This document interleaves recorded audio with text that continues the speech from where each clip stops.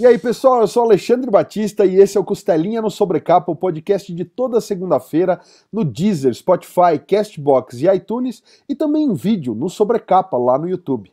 Se você quiser mais conteúdos, não deixe de conferir ultimatodobacon.com, o nosso site que tem reviews, resenhas, matérias, guias e tudo mais que um bom nerd gosta a respeito de livros, HQs, filmes, séries e muito mais. Aproveita e já dá aquele like no vídeo. Se inscreve no canal se não for inscrito e clica no sininho para ativar as notificações. Você pode personalizar o seu conteúdo entre todas, algumas e nenhuma notificação. Para conversar com a gente hoje no podcast, eu vou chamar, obviamente, o meu parceiro de bancada, o mais flamenguista de todos os membros do Ultimato do Bacon, o senhor Lucas Souza. Salve, Lucas, como é que você tá, parceiro? Maravilha, Alexandre. Prazerzaço estar aqui mais uma vez para a gente bater papo. Cara, não vou mentir para você não, hoje eu tô empolgadíssimo. Galera que assiste aqui o podcast, por N motivos, né? Seja por conta das camisas, do sotaque, sabe que eu sou carioca. E hoje é um prazer imenso receber aqui um outro carioca que está fazendo um trabalho sensacional nos quadrinhos. Então a gente vai ter a honra de bater um papo com o Rafa Pinheiro. Rafa, seja muito bem-vindo aí ao espaço. Prazer te ter aqui, cara. E aí, gente, tranquilo? O prazer é meu. Estou animado para falar sobre quadrinhos com conterrâneos e falar de quadrinhos cariocas, porque tá precisando. Cara, bom demais ter você por aqui, mais uma vez estendendo aí as boas-vindas ao Lucas. Antes de deixar ele falar de Mesa 44, que é um trabalho vistosíssimo, eu li, cara, recentemente, então tá fresquinho na minha cabeça. Eu quero apresentar, melhor dizer assim, você assumiu aí a Universo Guará também, né? Então, Rafa tá nos quadrinhos, não é de hoje. Teu mestrado foi, né, em quadrinhos e o teu orientador era ninguém menos que Otávio Aragão. Então, assim, tem aí estofo para falar de quadrinhos. A gente fez uma série de mesas que a gente ainda tá inédito no canal, vai lançar em breve, falando, e eu tô dando um spoiler aqui para quem, né, obviamente ninguém assistiu porque tá inédito, falando de quais as melhores HQs brasileiras, mas de acordo com a opinião das pessoas envolvidas. Então a gente chamou quadrinistas, ilustradores, roteiristas, enfim, gente do mercado, e um dos parceiros indicou justamente Salto como a favorita dele, né? O critério não era dizer a qualidade, a arte, não. É o gosto pessoal daquela pessoa. Qual é a tua HQ favorita? Então a gente queria elencar as melhores do Brasil de acordo com o gosto pessoal de cada um que estava participando da mesa. Fiquei emocionado Ele indicou agora. Salto, cara. Ele indicou Salto. Então, só para te dar esse feedback, eu queria saber assim como você saiu da arquitetura. Sou um colega arquiteto que pendeu para os quadrinhos, mas queria que você falasse, para a gente começar e depois falar de Mesa 44, dessa trajetória de sair da arquitetura e ir para os quadrinhos, cara. Eu, na verdade, sempre quis fazer videogame quando eu era mais novo, e na faculdade de arquitetura eu trabalhava no laboratório de urbanismo, na verdade. Eu sou mais urbanismo do que arquitetura.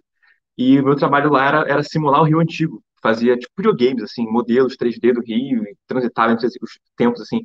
Minha parada sempre foi contar história, e eu queria contar história em videogames, né, em modelos 3D e tal. Só que aí eu descobri que tinha que programar e desisti, porque programação é um negócio que não bate comigo. Aí eu pensei, pô, como é que eu posso contar história sem ser com videogames, assim? Que outras formas eu tenho para contar minhas histórias? E aí eu era um adolescente idealista e prepotente e achava que sabia desenhar, sabia escrever. E aí eu falei, vou fazer quadrinho. Pronto. E comecei a estudar durante essa época na faculdade, né? Como é que eu ia fazer quadrinho, como é que eu podia fazer quadrinho. E comecei a publicar webcomics na época, assim. Meu primeiro quadrinho era bem ruim, inclusive. Tá disponível online, quem quiser ler. Depois vai ter links em algum lugar aí pra galera ler os tomos de peça, que é bem fraquinho. Mas foi como eu comecei e me apaixonei, cara. Me apaixonei. Não fui esse cara que lê quadrinho desde criança, que cresceu lendo Maurício de Souza. Eu até li um pouco de Mônica, mas eu fui um cara que começou a ler quadrinho tarde. Que eu comecei a ler quadrinho para fazer quadrinhos. Falei, pô, eu quero fazer quadrinho, então tem que entender melhor como é que faz, como é que funciona. E aí que eu me apaixonei, me encantei pelo quadrinho. E aí na faculdade eu fui fazer intercâmbio na Inglaterra na época, fui na cidade interior da Inglaterra, passar um ano lá. E nessa cidade, era em Lincoln, que é perto de Nottingham, ali na região do Robin Hood ali. E aí eu descobri que lá existia uma faculdade, um curso superior de ilustração, que está bem longe de chegar no Brasil ainda. Ilustrador não é nem profissão oficialmente aqui no Brasil ainda. E eu me apaixonei. comecei a frequentar mais os cursos dos caras de arquitetura, ficava com os caras direto, a galera me incentivou a publicar o quadrinho que eu fazia webcomic físico, então eu publiquei lá primeiro, né? Meu primeiro quadrinho saiu impresso na Inglaterra. E comecei a correr evento por lá, eu comecei a pegar esse corre de evento mesmo, né? De viajar para evento, para vender quadrinho, para ficar na mesa. Na Inglaterra, vendeu bem, curiosamente, porque tinha pouca concorrência, ou sei lá, os caras tinham dinheiro sobrando, porque não era muito bom. Mas aí eu voltei de lá com esse sonho, não, fazer quadrinho, é isso aí, me descobri lá na Europa. E aí eu voltei para o Brasil, não era assim que funcionava. Então deu uma voltada, assim, não, vou para a arquitetura de novo, porque aqui não é tão simples. E aí no final da arquitetura, eu, falando com o Otávio Aragão, inclusive, na época, né, eu participava da SIC, que era o evento que a gente fazia no FRJ, de quadrinhos, né, Semana Internacional de Quadrinhos. E aí ele me falou que tinha aberto um curso de quadrinhos em Angoulême, na França, que é a capital, a meca dos quadrinhos, assim, para quem não está ligado, vai pesquisar aí no Angoulême, França, festival de quadrinhos, festival de BD em Angoulême. E aí eu tinha um curso, a primeira turma internacional de quadrinhos da história, assim. E aí eu tentei, vai que, né? Porque até então eu ia fazer arquitetura e quadrinho ia ser um hobby que eu ia fazer nas horas vagas. E aí quando eu passei para esse curso, né? Essa pós de um ano na França, foi aí que eu falei, cara, doideira, é isso mesmo? Eu não tinha grana para ir, eu não tinha, cara, não falava francês. Eu fui de orelhada e, cara, foi o ano que mudou minha vida, assim. Foi quando eu, de fato, comecei a ver quadrinhos de forma profissional.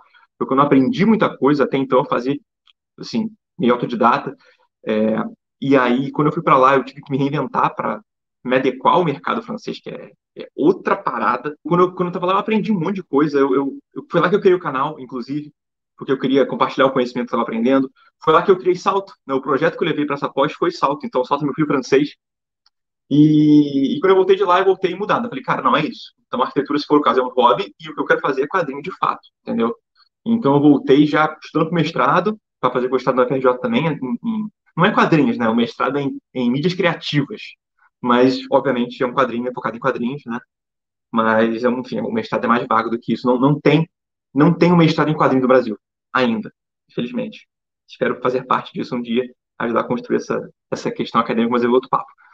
E aí, desde que eu fiz mestrado também em quadrinhos, aí foi direto. Aí foi Salto no ano, em 2017, Silas, que é a continuação em 2019, em 2018, 1044, 2019, que foi o do mestrado, e aí 2020. Aí eu viajei, aí comecei a fazer travessia, junto com Ecos, participei de várias coletâneas, e agora eu continuo fazendo Ecos e Travessia, que são uma série, né? Já agora os títulos são Aguará, então agora eu estou fazendo o título Aguará, e a coisa foi crescendo exponencialmente, e eu fazia um título por ano, agora eu estou coordenando mais de 30. Então, a coisa tomou escalas que eu não estava preparado, assim. Legal demais, cara. Antes de passar a bola pro Lucas, eu só vou fazer uma última pincelada, porque é engraçado essa coisa do arquiteto que vira quadrinista, né? Eu estudei lá na FAO em São Paulo, na USP, e o Leandro Robles, né? Ele também é arquiteto, meu colega ele é uma turma acima da minha, e o Gil, os dois da Pingado, né? E o Beto era da minha turma, o Gil era meu bicho e o Robles era meu veterano. E o TFG, cara, o trabalho final de graduação em arquitetura do Leandro Robles é a Escola de Animais, quer dizer, a tirinha dele, ele apresentou isso, a Laerte foi da banca dele, e assim, dentro da arquitetura, porque essa é a carência de cursos superiores de quadrinhos no Brasil, quer dizer, a gente realmente não é visto como uma profissão e tudo mais. A bola tá contigo, Lucas, eu não quis dominar o primeiro bloco, mas dominei, foi mal. Boa, nada, que isso, cara. É bom para a gente ouvir um pouco a história e entender um pouco mais da trajetória do Rafa. Rafa, acho que tem muita coisa para a gente falar, mas eu queria começar falando desse cara aqui, que é o Mesa 44. O pessoal que ouve a gente comentar, estava comentando isso em off com você. A gente comenta sempre que o Rio de Janeiro, apesar de ser cenário frequente de filme, novela e etc., ele não é um cenário tão comum nos quadrinhos, né? Não tão comum quanto as pessoas que estão de fora podem imaginar. E quando a gente pega quando a gente pega uma HQ que se passa no Rio de Janeiro, que a gente se identifica, que a gente olha, que a gente percebe um pouco do nosso cotidiano, o sabor é especial, né? O pessoal aí que me ouve falar, eu falo frequentemente desse título do Rafa, né? Fui um dos caras aí na CCXP de 2018 que tive o prazer de pegar ela autografada. E é um título que dialoga muito, assim como Luzes de Niterói do Quintanilha e outros, dialoga muito porque ele fala de locais que eu, como carioca, frequento e de locais que bem ou mal, a gente conhece, que estão no nosso cotidiano e no dia a dia. Rafa, eu queria ouvir um pouquinho de você, cara, antes da gente mergulhar um pouco mais aí e até falar um pouco mais do quadrinho como estudo, mas eu queria ouvir um pouco de você, cara, a ideia e as dificuldades de execução desse Mesa 44, porque foi um trabalho de mestrado que você fez, né, e ele te obrigou ou te possibilitou, né, dependendo do nosso ponto de vista, a ir para o bar com uma certa frequência durante um período longo. Como é que foi essa experiência? Como é que nasceram as histórias que você conta aqui? Conta um pouquinho para a gente desse título. Na verdade, quero agradecer por a gente botar isso em pauta, porque a galera, quando me entrevista, fala muito de Guará, fala muito de Silas e Salto, Mesa 44, que eu gosto tanto, falam tão pouco, então adoro falar de Mesa 44. Seguinte, eu, desde a faculdade, sempre fui um cara do urban sketching, né? Eu sempre gostei de desenho de observação, eu frequentava lá no Rio o grupo de urban sketchers. Para quem não sabe, o urban sketching é um movimento, tá para dizer assim, não lucrativo, não governamental, de pessoas que se reúnem regularmente para desenhar a cidade, né? Foi criado pelo Gabriel Campanário, início dos anos 2000 ali, e aí a coisa se difundiu mundialmente. Hoje em dia a gente tem encontros regionais, nacionais, mundiais, é super legal, super grande, super coeso. Tem um manifesto no site, se vocês quiserem ver e tal. E eu fazia parte, né? Então, era quinzenalmente me encontrava com a galera no Rio para ir para uma praça e desenhar, passar uma manhã desenhando alguma coisa, né? Desenhando as pessoas, desenhando a cidade, desenhando o ambiente.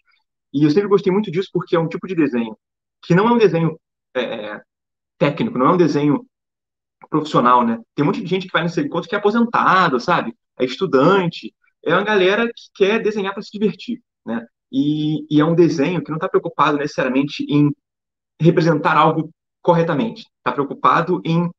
Eu gosto de dizer que o Urban Sketch desenha verbo, sacou? A gente desenha o caminhar, a gente desenha o estar calor, sabe? É esse tipo de coisa. Então a gente tenta pegar os sentidos, nossos sentidos, e entender o que está acontecendo ali e traduzir para o papel. E o mais legal é que os desenhos ficam geralmente super feios. Que a gente está desenhando no sol, em pé, desenhando uma pessoa que se mexe, tá ligado? Então a ideia não é ficar bom, a ideia é que você solte o seu traço e tente perceber o que está acontecendo ao seu redor através do desenho, né? Use ele como um filtro. Inclusive, tem um capítulo inteiro no meu mestrado que é só sobre Urban Sketching, porque eu usei os preceitos do Urban Sketching para construir o Mesa 44, e aí que eu chego, né, no Mesa 44. Eu já tinha o hábito de fazer isso, de desenhar, né, desde a faculdade, desenhar na rua, desenhar em lugares inusitados, e inclusive eu tô ficando sem tempo, não tô fazendo muito isso, até porque a pandemia não deixa eu sair de casa, né? Mas eu tinha o hábito de fazer isso no bar. Como eu ia muito no bar e eu desenhava muito na rua, eu desenhava no bar. As coisas meio que, né, se completam. E aí eu ia muito nesse bar, que era perto da minha casa, e até os garçons me conheciam já, entendeu? Era o cara que desenhava, o cara que sentava lá, aí ele trazia uma cerveja, e falava, tá desenhando o que hoje? Eu desenhava o que tava vendo, né? E aí, quando eu fui entrar para o mestrado, eu precisava de um projeto, eu precisava estudar quadrinhos, né? E precisava não, eu queria estudar quadrinhos e não sabia como. E aí eu conversando com um monte de gente, até com uma ex-menina que eu ficava na época, falou assim que ela foi no bar comigo, eu estava desenhando, e ela falou, você devia escrever uma história sobre isso. Eu devia mesmo, né? Eu devia mesmo. E aí, acho que foi a fagulha que fez eu tentar pensar no Mesa 44 como uma coisa estruturada mesmo, né? Como um projeto em que eu tento contar esses causos do bar, né? Como quadrinho. Inclusive, o termo que eu uso no mestrado é crônica visual, né? A ideia é ser contar crônica, ser um cronista, só que ao invés de ser crônicas escritas, serem crônicas desenhadas. E a ideia era, então, eu tive que fazer, né, o sacrifício aqui, pela ciência, de ir no bar todo sábado por um ano e meio, né? As coisas que a gente faz pela ciência, né? E aí, todo sábado, eu ia lá para desenhar o que eu via, para desenhar um episódio, né, de Mesa 44, um episódio de 2 páginas, sempre curtinhos, mas que eu fazia todo lá. E é aí que entra o Urban Sketching, né? Porque eu chegava lá, às vezes com uma ideia que eu tive na semana passada, anotada e tal, e eu desenhava tudo. Aí eu pegava um caderno grande, assim, um caderno A4, né? E eu desenhava o desenho, lápis, arte final, aquarela em cima, os balões. Eu chegava com ele pronto em casa, escaneava, quer dizer, ia dormir porque eu estava bêbado, e na manhã seguinte eu escaneava e botava na internet. E deu super certo, assim, e o objetivo, né, falando só sobre o que eu fiz, mas o objetivo disso era entender as dificuldades e as vantagens de se fazer um quadrinho in loco, né, de fazer um quadrinho fora do conforto do estúdio, fora do conforto da prancheta, né. Eu tinha que desenhar em cima da minha mesa, em cima da minha perna, sabe, já aquarelei com cerveja ao invés de água, às vezes eu tinha que estar desenhando um lugar que estava barulhento, estava escuro, estava sujo. Aí eu estava desenhando com luz do poste, sabe? E tudo isso fez parte da história, tudo isso construiu a história. E eu não apago nada, assim. Se você pegar o Mesa 44, né, o livro mesmo, ok, eu mudei os textos porque às vezes minha caligrafia ficava horrível. Mas eu fiz uma fonte com a minha caligrafia para que os balões tivessem a minha fonte. Mas o desenho, cara, não tá nem tratado direito assim. O desenho é aquilo, tem mancha de cerveja, sabe? Tem um pedaço de aguada que saiu e tava meio bêbado e desenho errado. Então, a ideia é mostrar essa realidade do que é fazer quadrinhos em loco. E eu, de fato, descobri coisas muito boas sobre isso e coisas muito ruins. Né? Mas nem muito ruins, não. São só ruins. E coisas muito, muito legais. Tem muitas vantagens de se desenhar é, na rua, assim, desenhar fazer quadrinhos onde quer que você esteja. E até que no final da dissertação tem um guiazinho prático de como fazer o seu quadrinho em loco, independente do lugar. Não precisa ser um bar, pode ser um café, um museu, né? Eu dou dicas de pré-produção, durante a produção e de pós-produção, de como você lidar com esse ato de você ir desenhar no lugar. E deu muito certo, cara. Eu gostei bastante. É um projeto que eu tenho muito carinho. Talvez que eu tenha mais carinho, assim, porque é o que mais me identifico, sacou? Porque eu gosto de fazer fantasia, eu escrevo fantasia, sci-fi, me amarro. Mas esse quadrinho ele é muito diferente de tudo que eu faço, inclusive, né? Se você pega Salto, Silas, Ecos, Travessia, o que é que você leia meu e compara com o 44, parece outro autor. Porque é muito diferente. O traço é muito mais sujo. Inclusive, tem um cara que eu conheci, um conhecido, né? Que falou pra mim, se ele leu o 44, e falou, meu irmão, eu amei esse quadrinho porque parece que dá pra fazer. O desenho que você fez parece que eu posso ir lá e fazer também, entendeu? E esse era o objetivo, cara, porque o desenho, tipo, isso foi meio que falando que o desenho tá ruim, porque ele desenha mal. Mas isso é muito bom, porque eu não queria que fosse bonito o desenho, eu queria que ele passasse mensagem, sabe? É um desenho feito na mesa do bar, de noite, comigo relativamente alcoolizado. Então, você pega o quadrinho e você vê que é isso que tá acontecendo, sabe? Enfim, falei só do processo aqui, não falei das histórias. As histórias são sobre causas de fato que eu vivi no bar, ou que eu vivi, ou que alguém do bar me contou, porque eu abri a minha mesa, assim. É, não sei se vocês já viram isso acontecer alguma vez, mas quando tem alguém desenhando num bar, as pessoas olham, né? As pessoas ficam curiosas.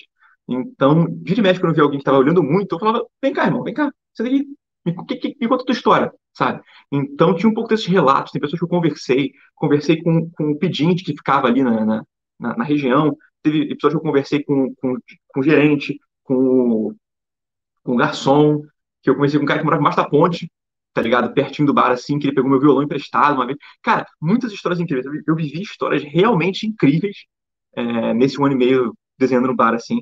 E eu acho que todo mundo não precisa ser carioca, todo mundo que já foi num bar, começo de rua, assim, vai se identificar, sacou? Vai ver umas paradas ali que são comuns ao Brasil inteiro. Tanto que tinha perto desse bar onde eu fazia uma livraria da Travessa.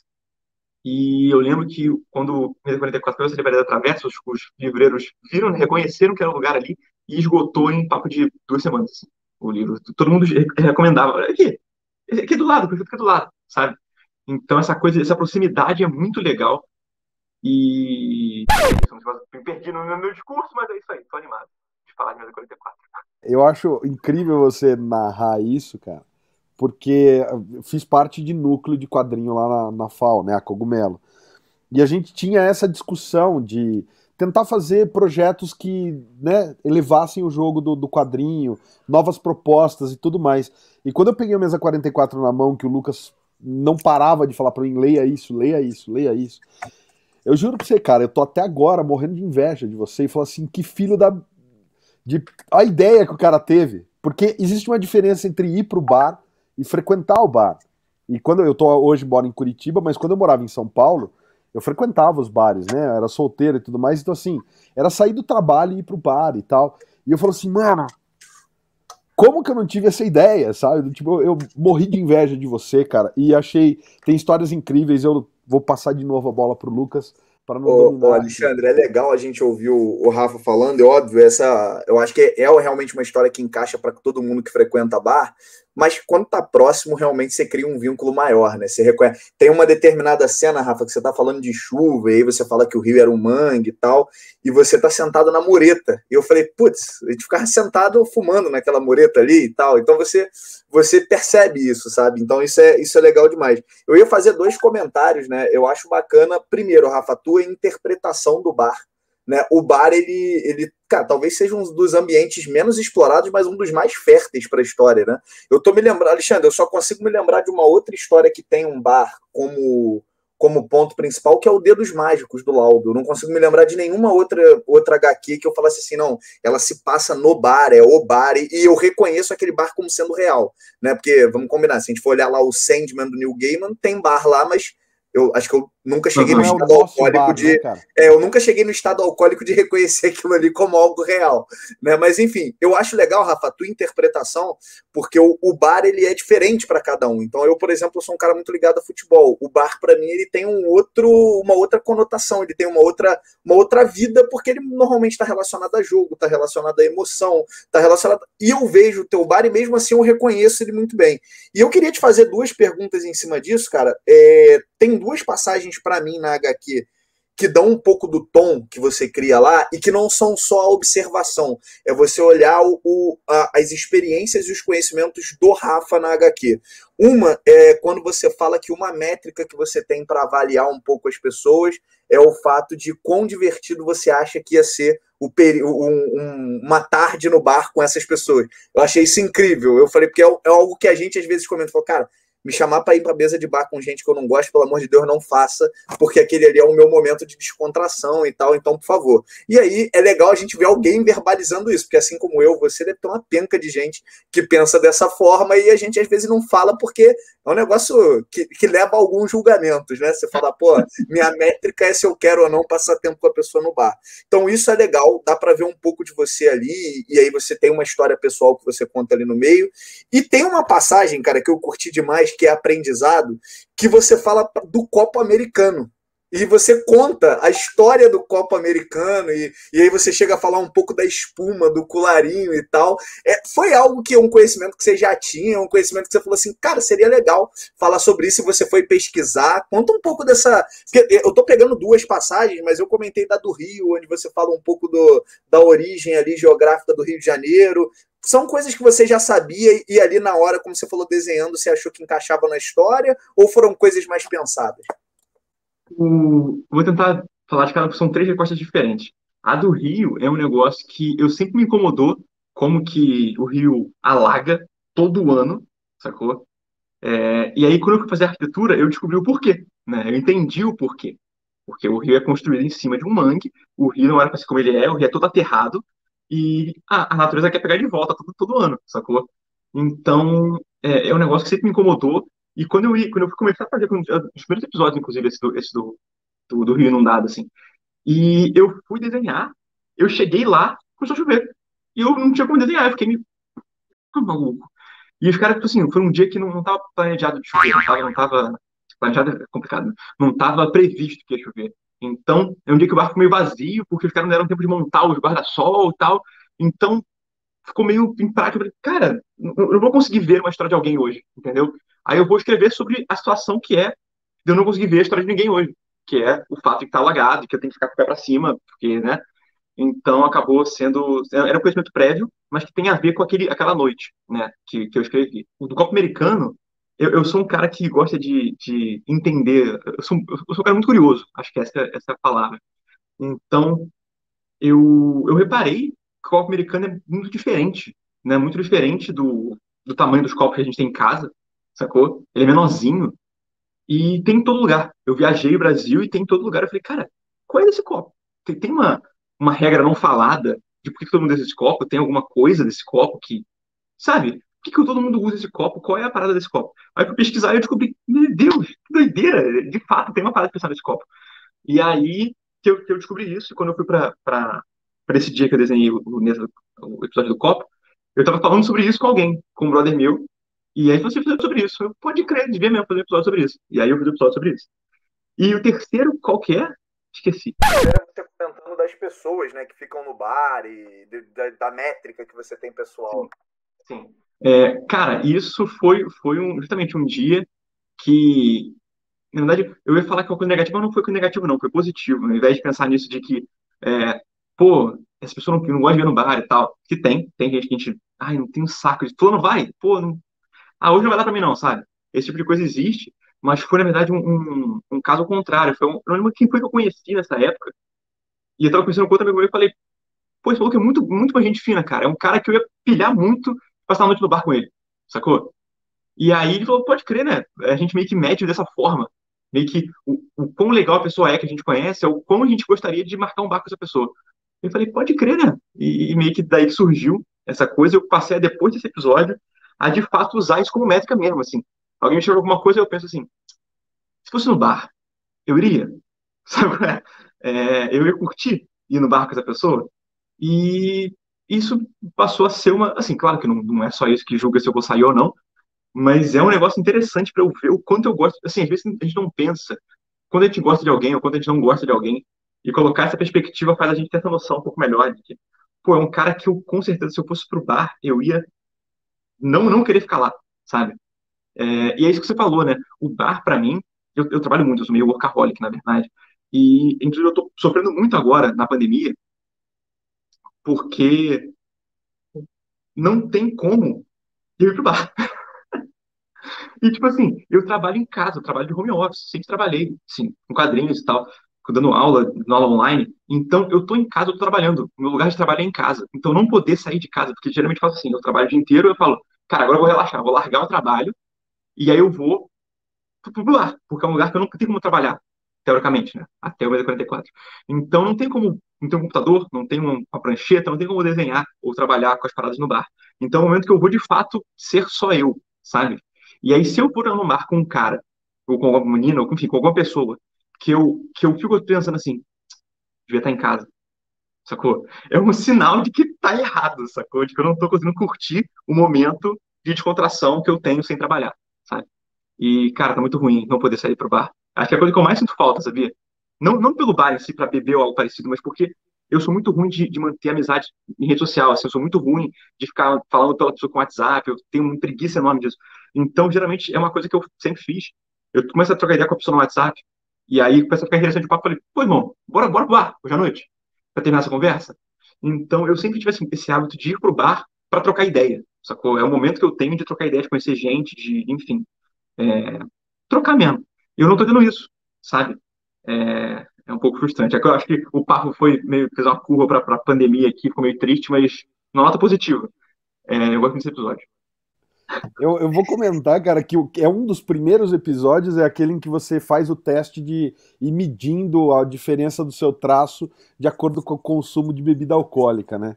E aí a hora que eu cheguei naquela parte, de primeira, você fala, tem várias coisas que eu me reconheço no HQ, mas eu lembrei de quando eu decidi que o Lucas, de fato, mais do que só um parceiro de site, era um amigo para a vida pessoal, foi quando ele veio do Rio de Janeiro para cá, pro aniversário da minha filha, e a gente foi bebendo até tirarem as caixas de cerveja que ainda tinham sobrado. Esconderam a cerveja, Esconderam a cerveja da gente, porque a gente ia beber até a madrugada fora. E aí, quando eu vi a quantidade de cerveja que você foi levando para chegar, eu falei, cara, tá aí, o Rafa ia beber bem junto com a gente. Porque é isso, né? Você mede, você fala assim, pô, curti esse cara. Antes de você seguir, eu acho bacana quando a gente vê uma HQ de alguém que tem os mesmos hábitos que a gente vê, tem um negócio que o Rafa comenta numa passagem ali, que é o hábito do carioca de vamos marcar. Né? Então tem uma dada passagem ali você representa aqui alguém perguntando para você no bar, pô, tá sozinho hoje? O vamos marcar de carioca, né? Todo mundo comenta, não, eu vou, sábado eu tô lá, beleza, vamos, e aí na hora tem uma penca de gente que não vai. É hábito muito carioca, é legal a gente ver isso, cara, eu acho sensacional. Assim, é o que o Alexandre falou, tem muita coisa que a gente reconhece do cotidiano, e é legal a gente ver quadrinho de cotidiano, né? Não precisa ter um marmanjo de Colan pulando de prédio em prédio, a gente gosta disso, acha maneiríssimo, mas não precisa ter isso pro quadrinho ser legal, né? Então a gente vê a história do cotidiano, é incrível, cara. Esse episódio particular aí que você falou da métrica da cerveja, depois eu descobri que o gerente me levou pra casa. Não levou pra casa, não, assim. Falou, não, Rafa, tá tranquilo, vai pra lá e tal. E eu não anotei as últimas. Então tem mais coisa que eu não anotei, porque eu estava muito bêbado, eu não lembrei de anotar as últimas cervejas. Bom saber desse bastidor, legal demais. Tem duas coisinhas que eu ia mencionar só para a gente poder também passar, porque senão o tempo corre e a gente não fala das outras HQs.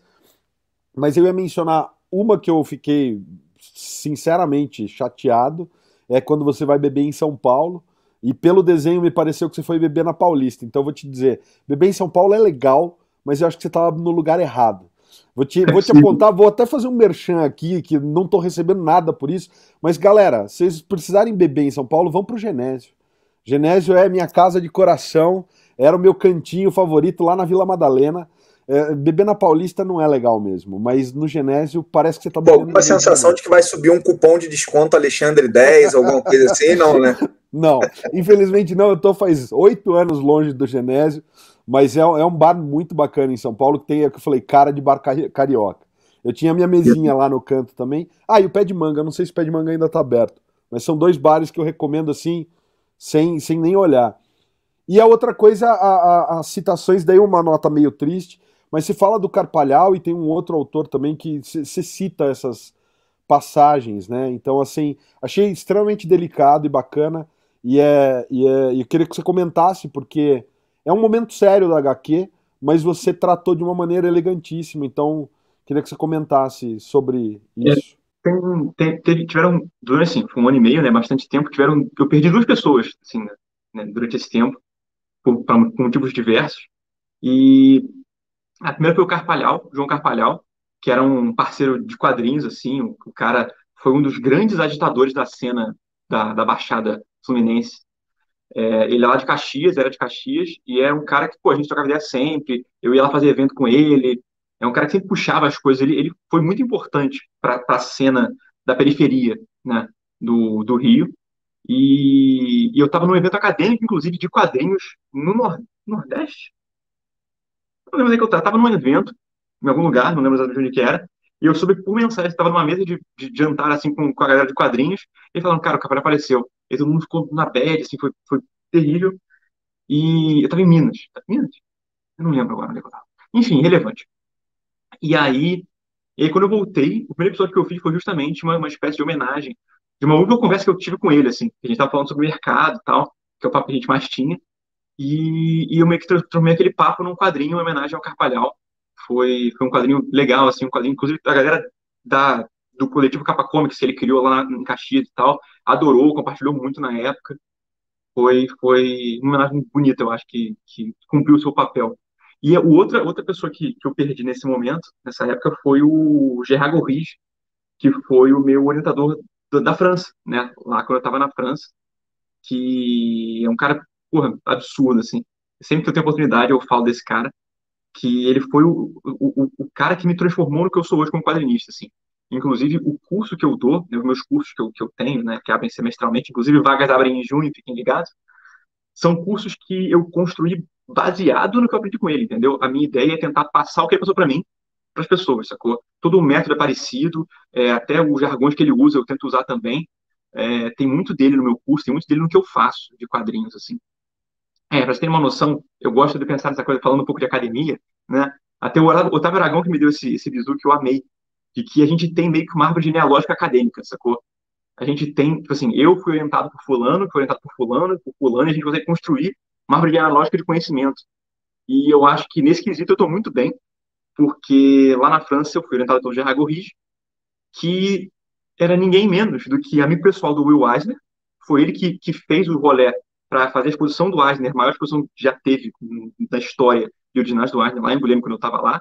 E ele foi aprendiz, né, foi meio que estagiário do Moebius, sacou? Então eu consigo dizer tranquilamente que eu sou descendente acadêmico do Moebius. Sabe qual é?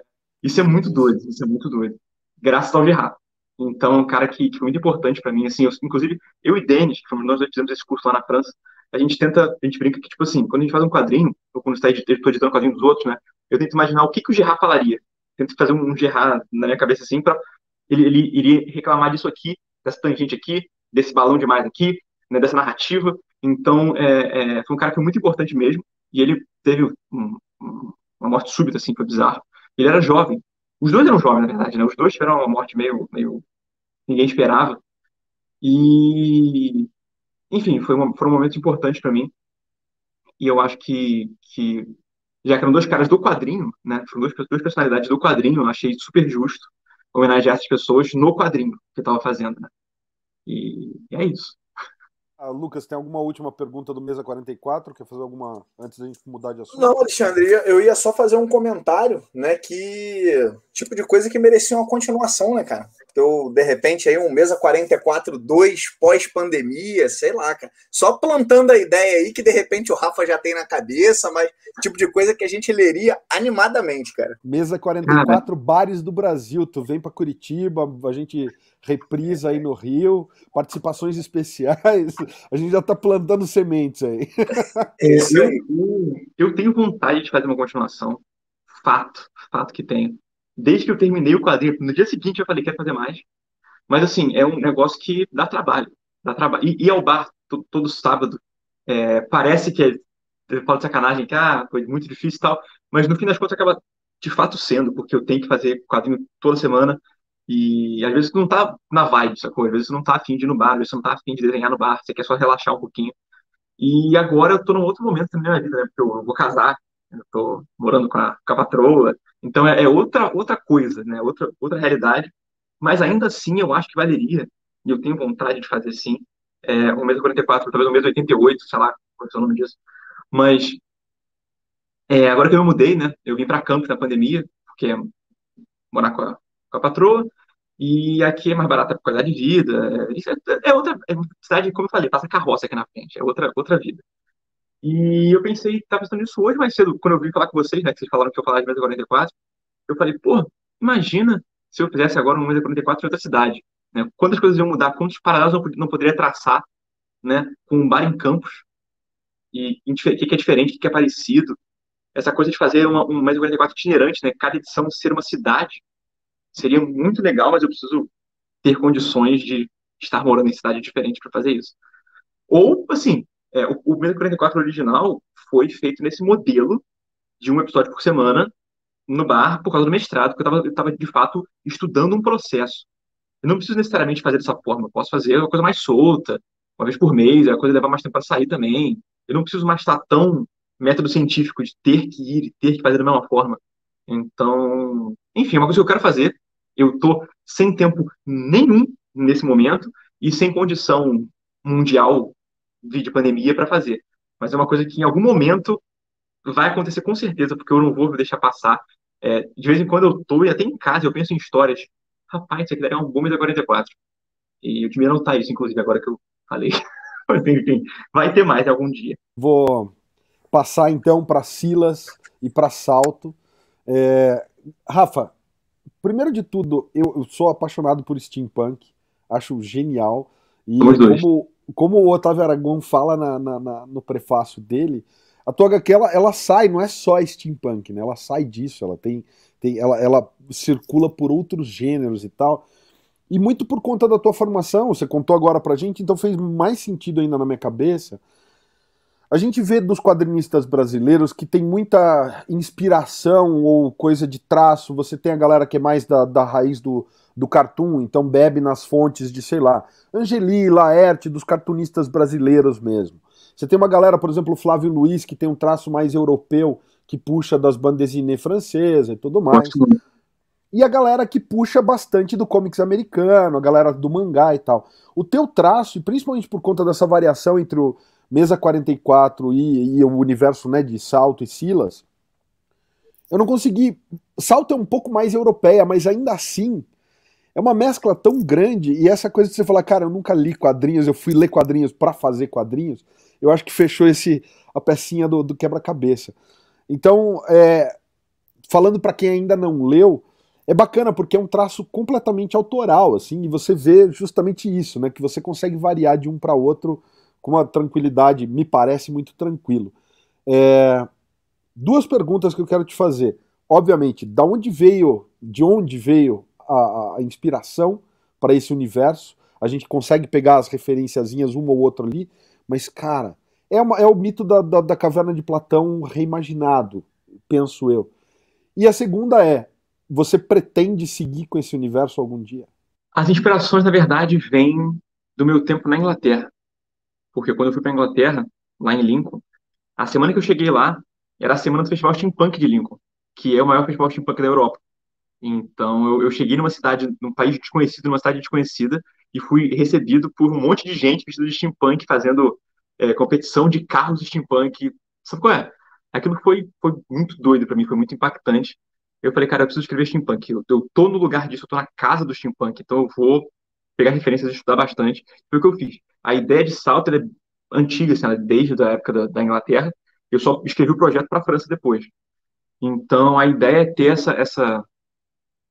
eu transformei a cidade do Salto em Lincoln, né? Essa cidade meio vitoriana, com elementos de steampunk, e, e a ideia das pessoas de foguinho é muito curioso. A pessoa de fogo vem da época que eu fazia jogos, que eu brincava na Unity, que era um programinha de fazer jogo, e tinha um boneco pronto, que era um cara com um capacete de, sei lá, de mecânico e tal. Eu achava ele muito bom de usar para fazer testes de personagem e tal, só que eu achava ele horrível, porque ele é um bonequinho nada a ver, cabeça feia, com capacete amarelo. Aí eu apaguei essa cabeça dele e estava testando o sistema de partícula de jogo, que é aquele sistema que você solta fogo, solta raios, solta fumaça, né, que você começa a gerar coisas de um ponto, assim. E aí eu coloquei uma partícula na cabeça dele, azul, e ficou, cara, um maluco com meio com um suspensório, assim, um cara meio de fabril, com uma cabeça de fogo. E isso foi em 2012, sei lá, tá ligado? E isso ficou na minha cabeça desde então. E aí, quando eu fui pra Lincoln e pensei no negócio de steampunk, eu falei, cara, aquele personagem que eu inventei nada a ver seria perfeito para ser o protagonista dessa história, sacou? E daí que veio as pessoas de fogo e tudo mais. Então, essa é a inspiração visual, estilística da coisa. A inspiração da história é Platão. É Platão total. A ideia é fazer essa história em camadas, né? Que você pode ler como aventura e pode ler como uma reflexão sobre a sociedade e tal. Mas é Platão. E sobre continuar, eu falei sobre isso esses dias no Instagram, eu acho. Eu quero continuar. Eu tenho uma história para o Jules. Já está meio pensada, né? Uma história solo dele, assim, prequel da parada. Só que eu não tenho tempo, não tenho saco, não tenho mais paciência de visitar esse universo. Então, o que que eu pensei? Agora que eu tô como editor e eu tenho um exército de quadrinistas trabalhando comigo, eu pensei em escrever um argumento só, sabe, da história e dar para uma outra equipe produzir. Para eu abrir o universo Salto e Silas para outros artistas trabalharem, entendeu? E aí talvez ter a cidade no traço de outra pessoa, sabe? Eu acho que ia ser legal ver isso. Eu queria ver isso. Eu agora, como editor, estou vendo quão legal é mesclar traços, colocar um marginalista com um desenhista nada a ver e um colorista com outro cara nada a ver e juntar essas coisas. Então eu queria muito ver como outras pessoas representariam a cidade, né, subterrânea, assim. Então, imagino que vai ter continuação, sim. Não sei se vai ser muito breve, mas breve, assim, não vai ser no futuro próximo, talvez um médio prazo aí, mas certeza que quando tiver, não vai ser minha. Eu já decidi isso que vai ser outra pessoa que vai fazer. Pô, Rafa, legal demais, cara. Eu de verdade espero que você frutifique isso daí, porque eu adoraria, primeiro de tudo, ver continuação. Eu queria mais. Eu gostaria de ver mais explorado o personagem do Silas, porque eu acho legal demais aquele dilema dele. E pra mim, eu acho que é um personagem que renderia mais explorar a jornada pessoal, sabe? E Uhum. segundo, pô, eu adoraria ver isso, por exemplo, no traço do Will, cara. O Will é um cara que surfa muito pelo steampunk e tal. E o Pode traço crer, dele é totalmente diferente do seu. Então, a hora que você pode falou crer. de abrir para outros artistas, eu acho que daria um jogo legal demais, cara. Bacana demais. Vou deixar envelhecendo em barris de carvalho essa ideia aqui. Rafa, tem uma pergunta aqui, a gente vai se encaminhando pro fim aqui do nosso bate-papo. Tem uma pergunta que o pessoal sempre pede para a gente fazer, que é ouvir do próprio autor o que ele recomendaria para quem vai começar a conhecer a obra dele. Então a pergunta é, Rafa, para quem está ouvindo a gente aqui, está te vendo pela primeira vez, ou ainda não teve contato com nenhuma das obras que a gente falou, o que você recomendaria, uma ou duas obras, para poder entender um pouco do teu trabalho? Que HQs você recomendaria aí para começar? Eu vou partir do pressuposto que ninguém tá afim ninguém tá afim de virar fã. A pessoa quer ver se é bom, e aí, se for bom, vai começar a gostar. Então, eu acho que, por essa lógica, o ideal é conhecer cronologicamente inverso, porque esperamos que a nossa obra mais recente seja melhor, né? Então, eu acho que o ideal seria a pessoa começar pela coisa mais recente do autor. Se achar aquilo muito maneiro, ele vai querer, pô, como é que esse cara chegou até aqui, sabe? Vai começar a ler retroativamente as paradas. Então, eu já recomendaria no primeiro quadrinho, só quem quer muito me conhecer mesmo, sacou? Tem que ir voltando. Então, eu acho que o mais legal para entrar agora são os dois quadrinhos que eu tô fazendo agora simultaneamente, né? Que é o Ecos, que vai ser pelo Almanac Guará, inclusive assine o Almanac Guará, link em algum lugar aí, tá muito lindo, na moral, quadrinho mensal brasileiro, só assina, e tá lá, né? Ecos é uma das séries do Almanac, são 3 histórias originais e uma indie, e Ecos é uma delas, eu só desenho nela. Inclusive, eu acho legal, porque, para quem já lê meus quadrinhos, acho que vocês vão reconhecer isso, eu gosto de desenhar cidade, eu gosto de desenhar prédio, eu gosto de desenhar cenário, minha pira é essa. Então, em Ecos, eu tenho uma história sci-fi, cyberpunk, zona, pós-apocalíptica, e é basicamente, cada episódio eles vão visitar um lugar diferente, sabe qual é? E não sou eu que escrevo, então eu posso me dedicar, nem sou eu que escrevo, nem eu que finalizo, nem eu que coloro. Inclusive, eu montei essa equipe de galera, que são ex-alunos meus, inclusive, que fazem o resto da parada.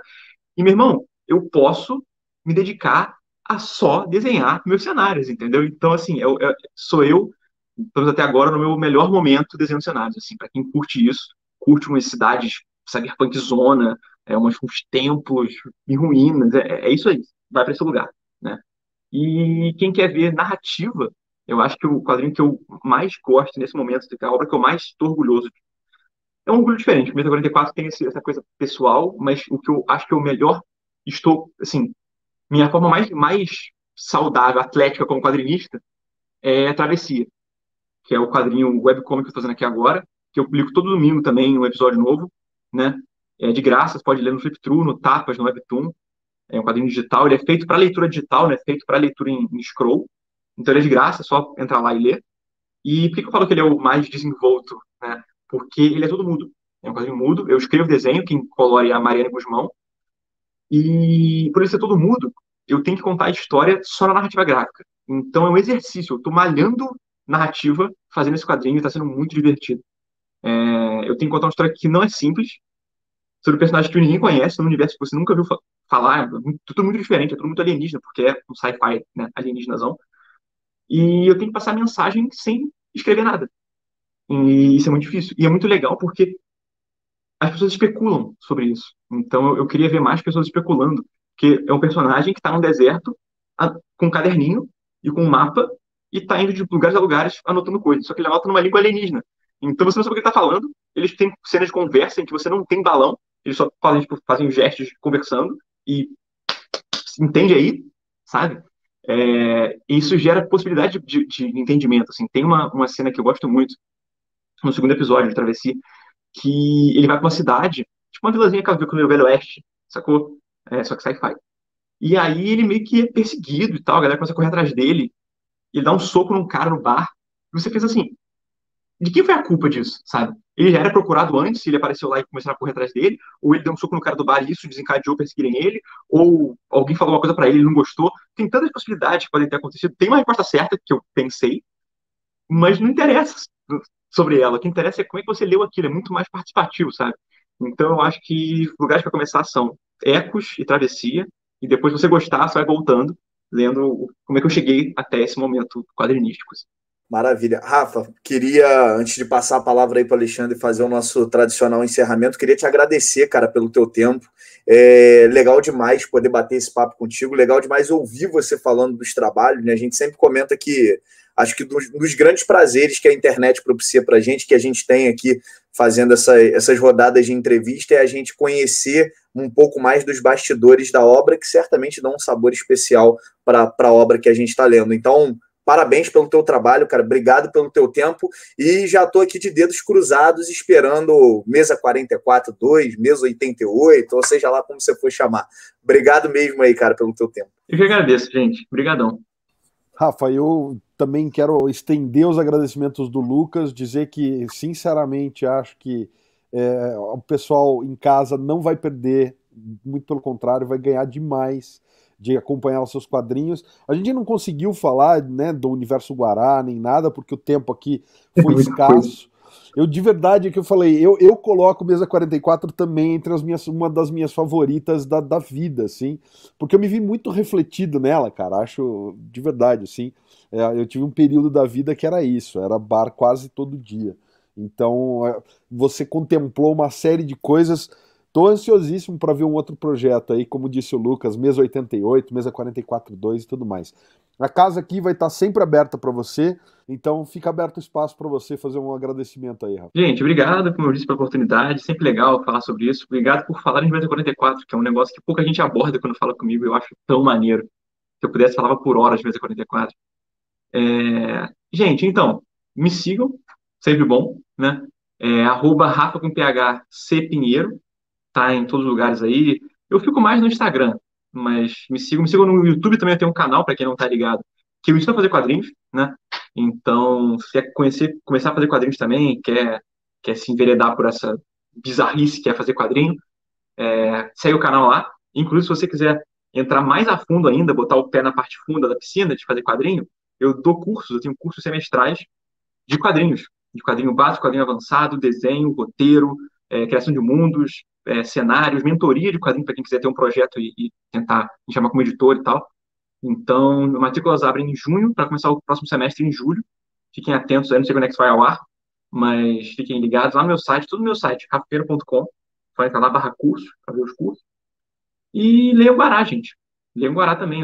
Agora tá com uma iniciativa muito diferente, muito nova, de publicar quadrinhos mensais, quadrinhos por assinatura na sua casa, com frete grátis, quadrinhos só nacionais, entendeu? A gente tá pegando a nata da galera nacional, assim, pessoal que trabalha para fora, trabalha para Marvel e tal, e tá fazendo a galera para trabalhar aqui. Muitos ex-alunos meus, inclusive, também, que fazem quadrinho na Guará, então o meu curso é meio que uma fabriquinha de profissionais, entendeu? Que saem do curso, às vezes, já na Guará, sabe? Trabalhando com quadrinho, o que é muito legal, né? Dar essa oportunidade para as pessoas. Então, é isso. Me sigam a Guará, assinem o Almanac e bora fazer quadrinho, gente. É isso. E a gente agradece também a você que está em casa e acompanhou o nosso podcast até agora. Obrigado pela sua audiência, galera. Não esquece que em ultimatodobacon.com a gente tem mais conteúdos e aqui, se você estiver no YouTube, tem mais vídeos, então confere os outros vídeos do canal, clica no logo do Sobrecapa para se inscrever se não for inscrito e até o próximo. Valeu!